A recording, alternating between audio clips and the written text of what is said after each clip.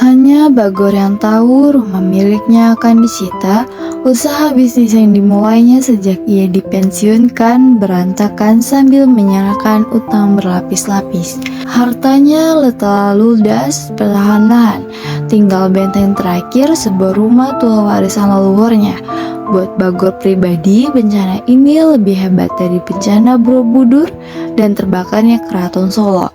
Karena musibah itu langsung menggigit otaknya.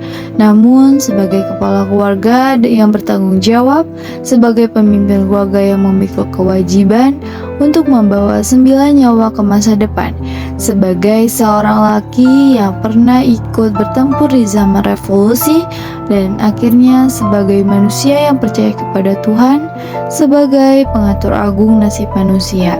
Aku harus tetap tabah, bisiknya menasihati dirinya sendiri.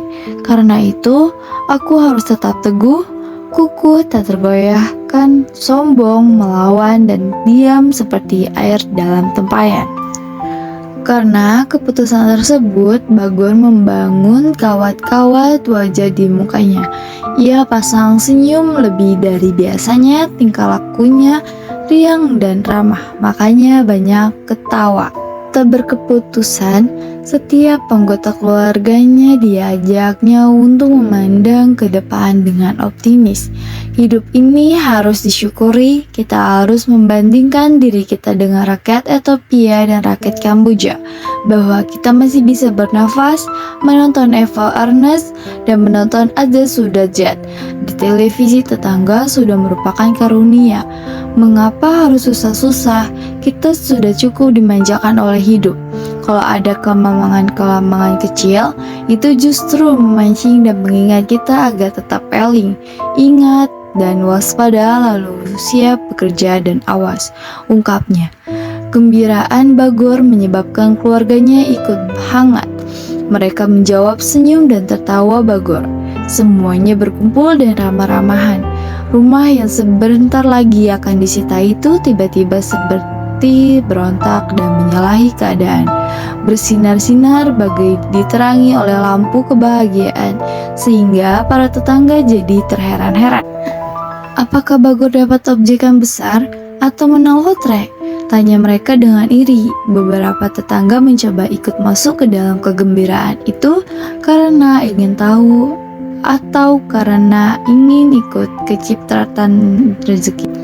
Tetapi sementara itu, Bagor sendiri makin berdarah di dalam hati. Setiap kali istrinya, anaknya, cucunya ikut tersenyum dan tertawa, jantungnya seperti kena ketapil.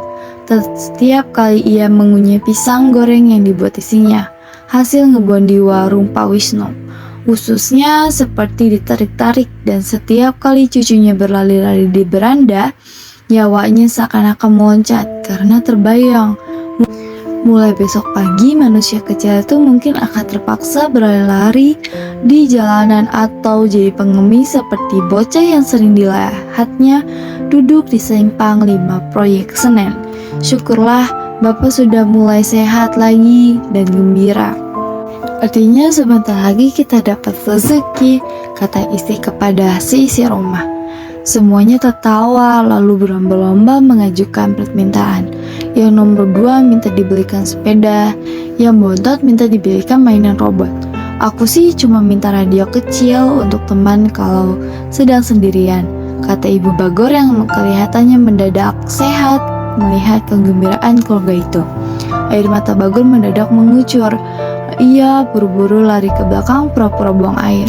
Dihapusnya air mata itu dengan ujung sarungnya, lalu cuci muka sambil menggoyangkan kepalanya untuk menghilangkan rasa sedih. Ia merasa berdosa karena berbohong, tapi apa boleh buat? Masa mereka harus ikut menanggung? Ada yang besok harus ujian, ada yang mesti bekerja, ada yang sedang sakit, biar mereka masih merasakan bahagia satu hari lagi. Tugasku sebagai kepala rumah tangga untuk memikul beban mereka, karena cuma ini satu-satunya yang masih bisa aku lakukan, bisiknya menenangkan diri. Larut malam, Bagor masih terjaga, semuanya sudah tidur lebih cepat dari biasanya. Bahkan anaknya yang harus ujian pun sudah terdengkur. Bagor berjalan perlahan-lahan dan menikmati suasana rumah untuk terakhir kalinya. Ia jenguk satu persatu mereka yang sudah tidur. Semuanya tenang, hanya ini satu-satunya hiburannya, bahwa ia sudah bisa menjaga ketenangan mereka. Besok biarlah besok, pikirnya, lalu ia menangis. Pukul 2 malam, Bagor baru tidur. Jiwa raganya capek bukan main, terutama hatinya yang memikul rahasia itu. Ia ternyenyak dengan dengkur lunak, seperti tak berdaya sama sekali dan pelukan kursi. Mungkin memetik buah duren. Tanpa diketahui, Bagor tiba-tiba istrinya muncul perlahan-lahan. Wanita itu tegak di sampingnya, mukanya sangat sedih. Tak lama kemudian menyusul anak Bagor. Semua anak-anaknya dan cucu-cucu, bahkan ibu Bagor yang tua ikut juga hadir mengelilingi Bagor. 9 pasang mata memandangi Bagor. Semuanya menangis perlahan-lahan. Ya Tuhan, bisik istrinya, biarlah laki saya ini tenang, biarlah dia tidak tahu besok rumah ini akan disita. Biarlah dia bergembira sebentar, karena dia tidak seperti namanya Bagor. Kelihatannya saja kasar, sebetulnya hatinya sangat ringkih.